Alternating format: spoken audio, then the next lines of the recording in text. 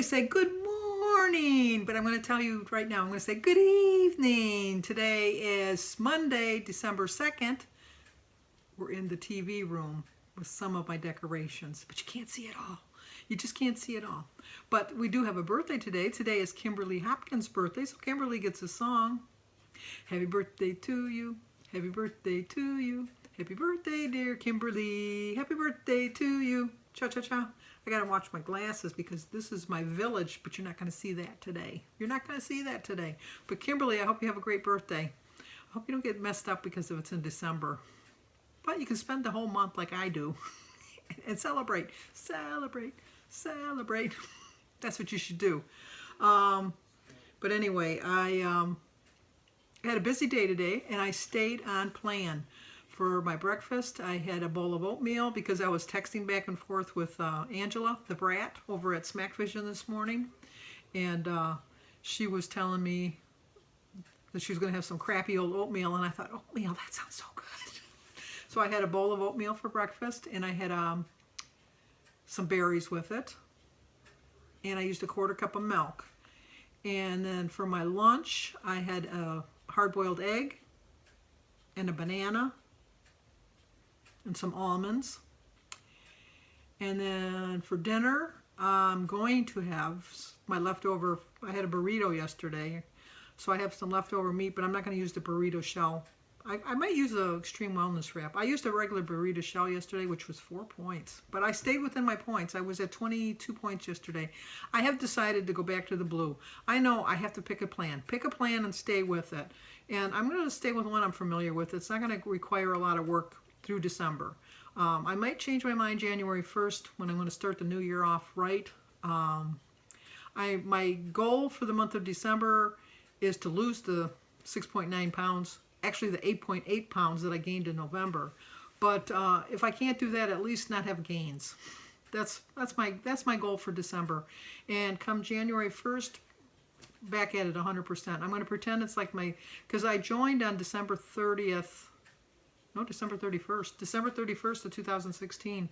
And I was gung-ho then, and I lost really well at the beginning. So that's my plan. And that's the plan I'm going to stick to. So I'm just trying to get through it. So anyway, for dinner, I have some leftover meat. I think I have about 4 ounces of the ground sirloin left.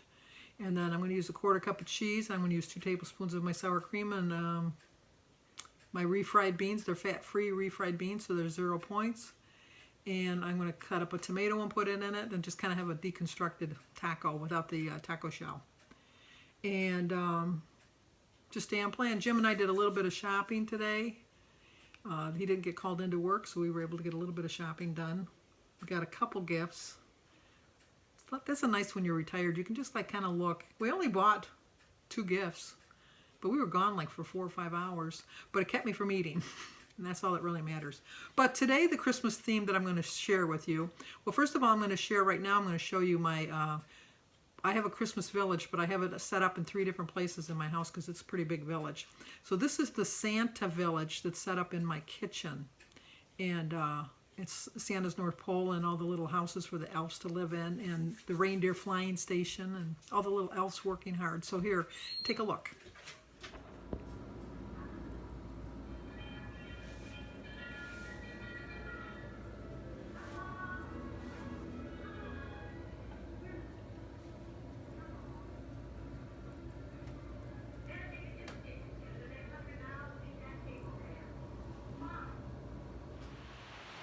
So anyway, that's my Santa village.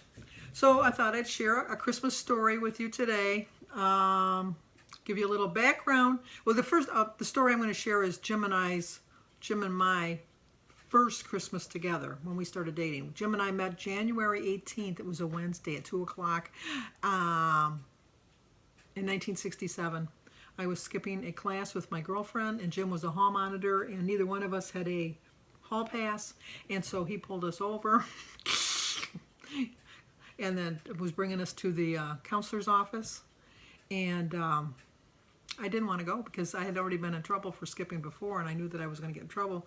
So like there was a hallway, and we were coming around the hallway this way, and there was a teacher coming down the hallway the other way. And I've told this before, but anyway, when we rounded the corner where the teacher couldn't see us anymore, I slapped myself as hard as my hand as hard as I could, and said, "Don't you ever touch me there again." And then the teacher came, and I told him that, like he was getting fresh with me. So they let me go to my class, and then they just talked to Jim.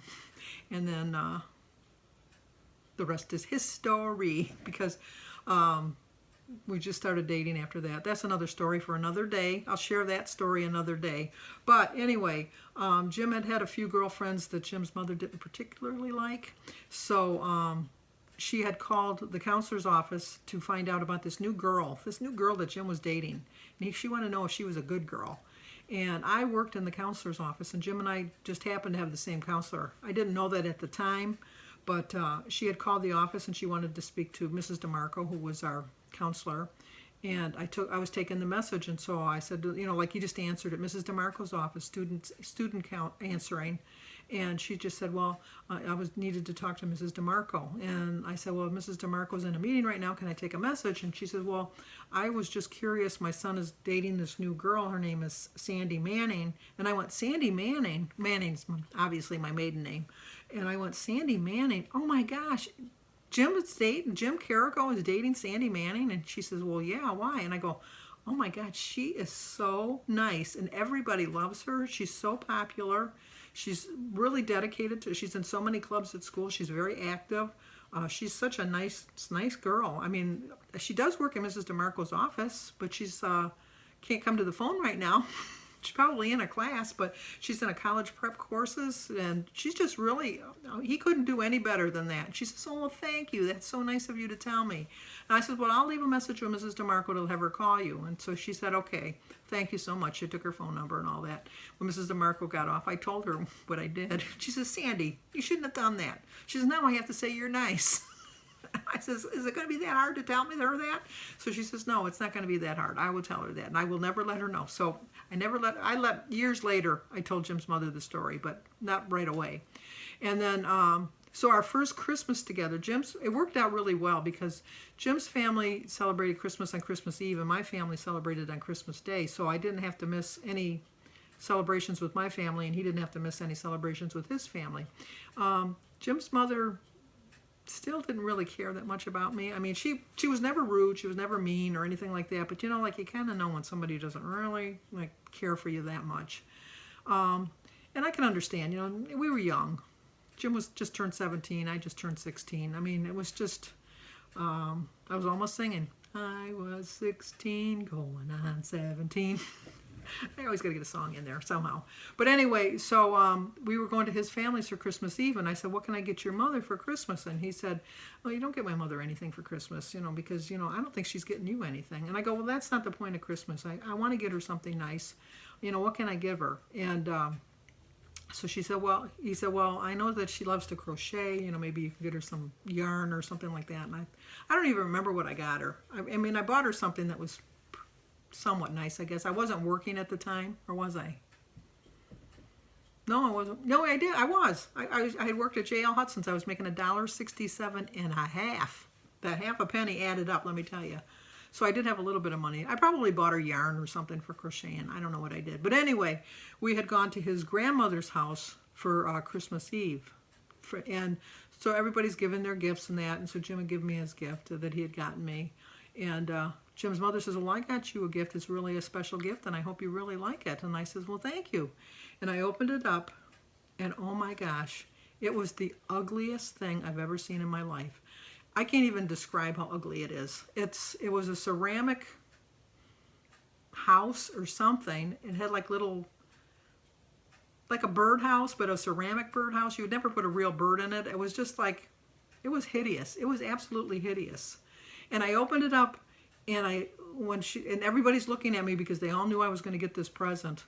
And so then I opened it up, and I went, oh my gosh, Jim, look at this. This looks just like the one I saw in the window over at Hudson's. It's exactly Thank you, Mrs. Carrico. Thank you so much. She said, how did you know this is the one I was looking for? My sister's got a bird. And we always like playing with it because it's a canary, and we always like to play with it, and we're always having it somewhere. We're taking it out of the cage. It flies around the house. Oh my gosh, she's just going to love it. I absolutely, thank you so much. This is just like the best gift ever. Thank you, thank you, thank you. I feel so bad because all I got you was, you know, like she'd already opened it at that point. I says, all I got you was yarn, and you went out of your way to get me this really nice special gift. Thank you so much.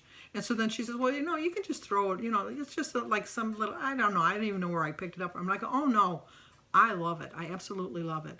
And she says, you really do? And I go, I really, truly, really love this gift. This is really nice. I'm really, Jim, be really careful with this gift because I don't want it to break. And so he said, oh, okay. You know, because he thought, like, it's ugly. I mean, it was ugly. It was really ugly. And, so then, you know, we finished up, we had dinner and all that, and so then Jim's sister Barb said, do you really like that gift? And I go, yeah, it's nice. It's like, I didn't expect anything from your mom. That was really nice of her to give you that. And so she says, well, I think it was a gag gift. And I go, gag gift or no gift? I mean, it's better than no gift. It was a nice gift. It was a really nice gift. And so she said, well, I'm really glad you really like it. And I go, no, I really, really like it. So I brought it home and I put it away because I thought, you know what?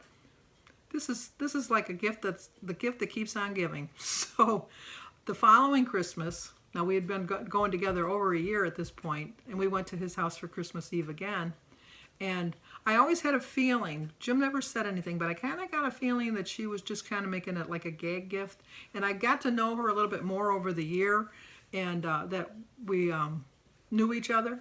And I realized that it was, she just wanted to see my reaction to it. And I guess I kind of passed the test or whatever, because after that, she just got super nice with me all the time. Not that she was never nice before, because she was always nice to me. But, you know, like if somebody's just, oh, hi, nice to you, or if they're really nice to you, you know the difference. You really know the difference. So the next year, I thought, I'm going to give her this present back.